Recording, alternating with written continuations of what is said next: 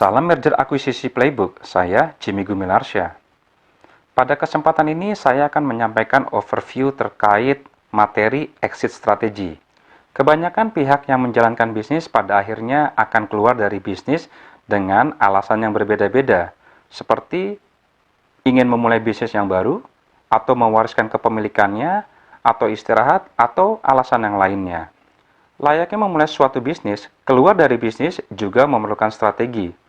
Exit strategi adalah cara meninggalkan bisnis oleh individu maupun korporasi secara terencana. Beberapa cara keluar dari bisnis yaitu pertama yang disebut dengan divestasi, yaitu menjual sebagian atau seluruh aset atau bisnis kepada pihak lain. Ada beberapa alasan melakukan divestasi, seperti ingin meningkatkan fokus pada bisnis yang menguntungkan saja, atau ingin membuang unit bisnis tertentu dari hasil merger dan akuisisi sebelumnya, yang tidak sesuai dengan keseluruhan strategi perusahaan atau lainnya.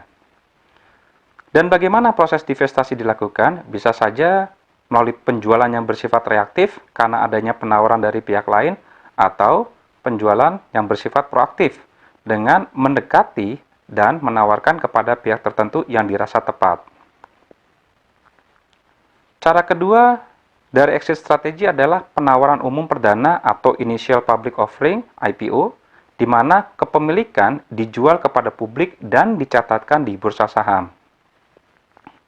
IPO adalah proses yang kompleks dan membutuhkan biaya yang cukup besar. Beberapa manfaat dari IPO adalah peluang akses mengumpulkan modal lebih besar, gengsi dan peningkatan citra bagi perusahaan, atau peningkatan kekayaan yang cepat bagi pemiliknya.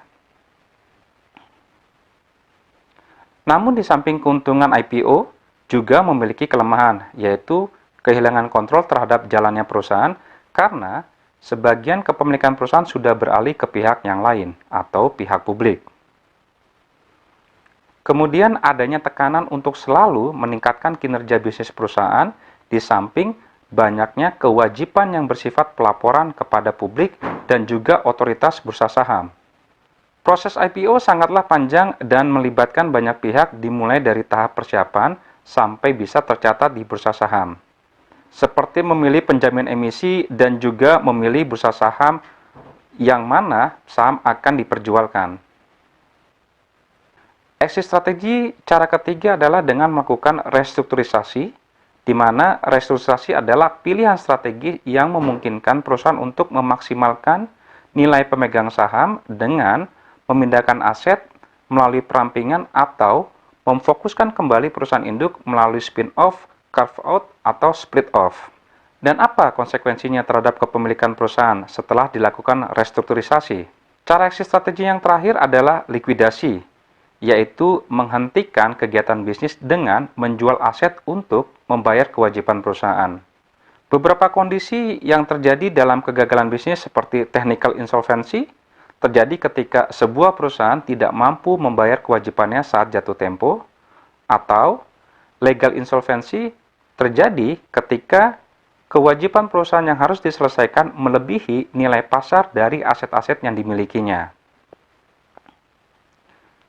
Dan bagaimana proses likuidasi yang bisa saja penyelesaiannya di luar bankruptcy court dengan mencapai kesepakatan dengan para krediturnya untuk restrukturisasi kewajiban, atau melanjutkan operasional perusahaan dengan kesepakatan tertentu dengan para pemegang kepentingan, atau jalan terakhir dengan benar-benar menghentikan operasional perusahaan. Untuk materi lengkapnya, Anda bisa baca dalam buku Merger Akuisisi Playbook, atau Anda juga bisa mengikuti pelatihannya. Terima kasih.